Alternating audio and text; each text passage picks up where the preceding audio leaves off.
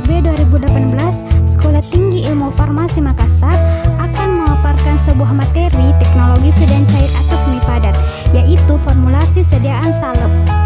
Sebelumnya perlu kita ketahui apa sih itu salep. Salep adalah sediaan setengah padat yang mudah dioleskan dan digunakan sebagai obat luar.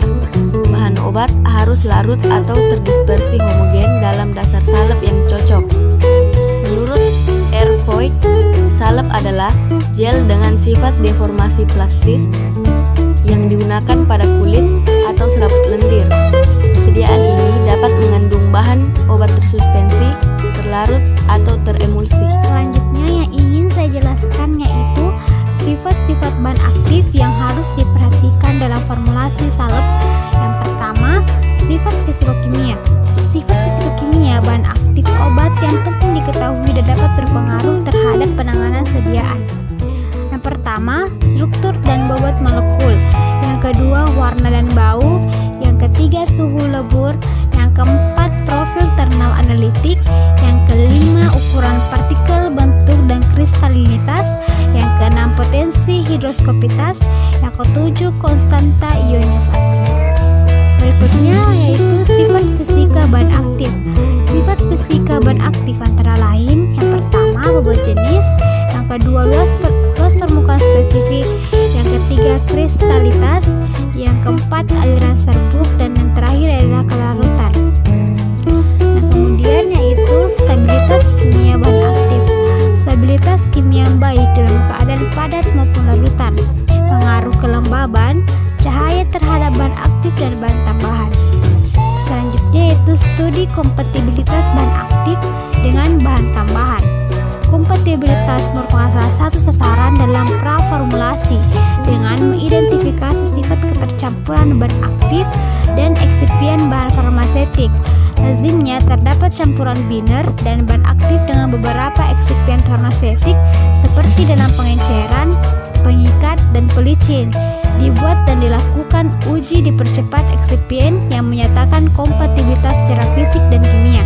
Inkompatibilitas dalam sedia farmasi dapat menimbulkan dampak seperti perubahan warna, perubahan hidroski konversi bentuk sediaan, penurunan potensi, peningkat degradasi produk.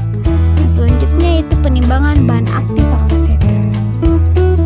Fungsi salep yang pertama, dia sebagai substansi atau penghantar atau pembawa bahan aktif sediaan obat untuk pengobatan kulit dengan tujuan untuk mengurangi aktivitas topikal spesifik. Yang kedua, sebagai bahan pelumas pada kulit. Yang ketiga, sebagai bahan pelindung kulit, yakni dia mencegah kontak permukaan kulit dengan larutan berair dan perangsang kulit. Baik, selanjutnya adalah basis salep. Yang pertama yaitu basis salep hidrokarbon. Contohnya vaselin putih atau vaselin kuning, campuran vaselin yaitu malam putih dan malam kuning, parafin cair dan parafin padat, minyak tumbuh-tumbuhan, dan jelene. Dasar salep hidrokarbon dikenal sebagai dasar salep berlemak antara vaselin putih dan salep putih. Hanya sejumlah komponen berair dapat dicampurkan ke dalamnya. Salep ini dimaksudkan untuk memperpanjang kontak bahan obat dengan kulit dan bertindak sebagai pembalut penutup. Dasar salep hidrokarbon digunakan terutama sebagai emolien dan sukar dicuci, tidak mengering dan tidak tampak dalam waktu lama. Baik, saya akan melanjutkan penjelasan dari teman saya basis salep. Basis salep yang kedua yaitu dasar salep serap, di mana dasar salep serap dapat dibagi dalam dua kelompok, yaitu kelompok pertama terdiri atas dasar salep yang dapat bercampur dengan air membentuk emulsi dalam minyak atau parafin hidrofilik dan lanolin anhidrat, dan kelompok kedua terdiri atas emulsi air dalam minyak dapat bercampur dengan sejumlah larutan air tambahan atau lanolin. Dasar salep serap juga dapat bermanfaat sebagai emolien. Adapun contoh dasar salep serap yaitu Adepsanae, Unguenta simplex, dan hidrofilik vetrolelrum. Untuk dasar salep yang dapat diolesi dengan air, Dasar salep ini merupakan emulsi minyak dalam air, antara lain salep hidrofilik dan lebih tepat disebut dengan krim. Dasar ini dinyatakan juga sebagai dapat dicuci dengan air karena mudah dicuci di kulit atau di lap basah, sehingga dapat diterima untuk dasar kosmetik. Beberapa bahan obat dapat menjadi lebih efektif menggunakan dasar salep ini daripada dasar salep hidrokarbon. Keuntungan dari dasar salep ini adalah dapat diencerkan dengan air dan mudah menyerap cairan yang terjadi pada kelainan dermatologi. Dasar salep ini juga terdiri dari beberapa bagian seperti dasar salep emulsi kimia seperti vanishing cream, emulsifying ointment BP, hydrophilic ointment dibuat dari minyak mineral, steril alkohol Mary 52 atau biasa disebut dengan emulgator tipe minyak dalam air. Nah, untuk dasar salep yang dapat larut dalam air, ini dikelompokkan juga dasar salep tak berlemak yang terdiri dari konstituen larut air. Nah, dasar salep ini memberikan banyak keuntungan seperti dapat dicuci dengan air dan tidak mengandung bahan yang tak larut dalam air. Untuk basis salepnya, contohnya seperti siagan dan PGA. Kemudian ada parafin, lanolin anhidrat. Dasar salep ini lebih tepat disebut gel.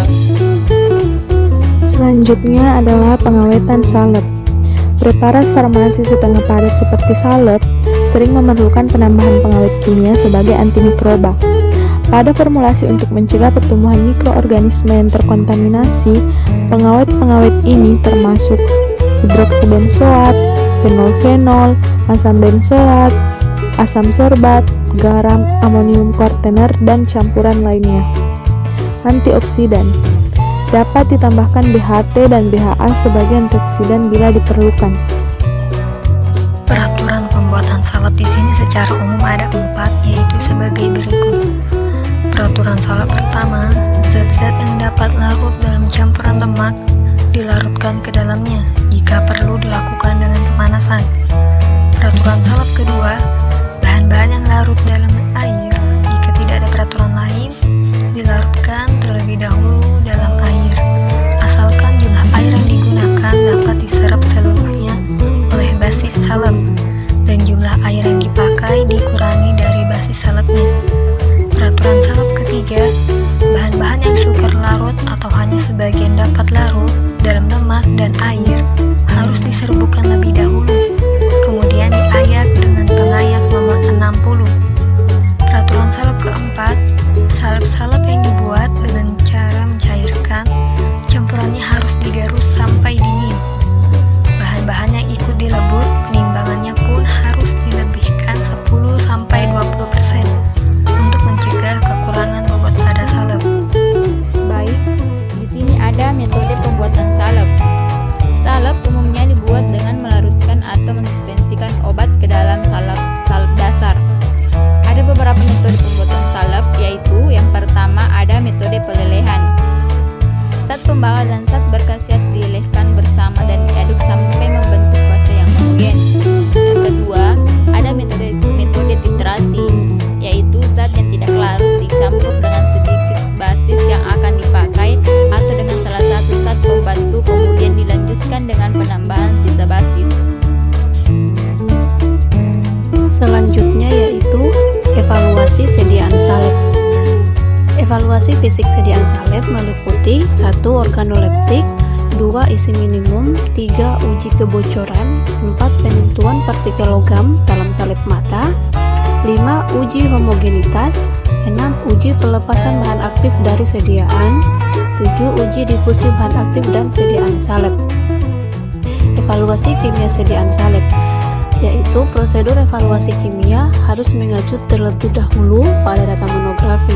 Yang pertama, identifikasi, kedua metode utama, prinsip dan prosedur, ketiga penetapan kadar. Evaluasi biologi sediaan salep, yaitu uji sterilisasi, uji efektivitas pengawet antimikroba, ketiga penetapan potensi antibiotik mikrobiologi, dan keempat kandungan zat antimikroba. Demikian Sekian penjelasan materi tentang formulasi sediaan salep, dan terima kasih sudah menonton video ini. Semoga apa yang kami sampaikan bermanfaat bagi kita semua. Kurang dan lebihnya mohon dimaafkan. Wassalamualaikum warahmatullahi wabarakatuh.